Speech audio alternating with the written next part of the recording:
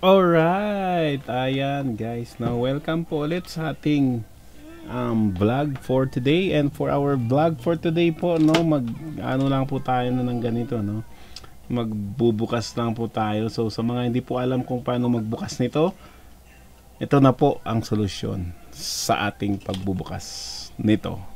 Alright, let's go!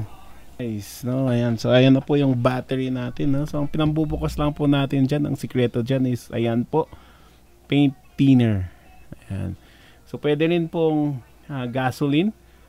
Pero yun medyo mabaho at matagal matanggal yung amoy pag gasoline compared dyan sa paint thinner, no? So paint thinner. Pero mas malakas talaga pag gasoline. Ayan. So lagyan po ng natin siya, no? Ibabad natin siya ng paint thinner doon sa contact points niya. And of course, lagyan natin siya magkabilaan, no? Ayan, so ang pinaka-effective po na try ko is mga 12 minutes, pero the longer po mas madali po siyang buksan, ano? Ayan, so lagyan lang po natin lahat. Ayan. And huwag po kayong mag-alala pag pag nag-alala po kayo mababasa sa loob, okay din lang kasi mabubuksan din lang naman.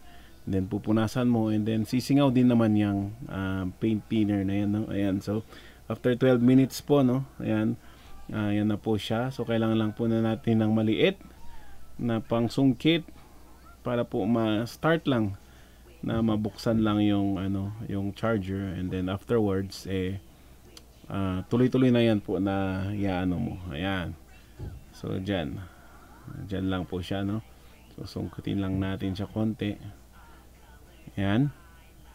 And of course, ayan na. Ayan. So ayan. 'Di ba? Mas madali na. Ayan. Okay, ayan. Ayan. And then of course, kailangan din natin sa kabila niya, kailangan din natin buksan sa kabila niya. Okay? Ayan. Okay, sinungkit lang po muna natin ng maliit para may shoot lang natin yung malapad na na flat screwdriver, and then ayan na po siya. Guys, no, nabuksan na.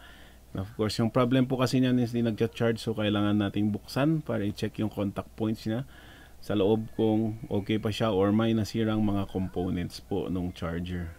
So yun lang guys, no, ganun lang po ako nagbubukas ng charger para po mag-repair. And thank you very much po kung nandito ka pa.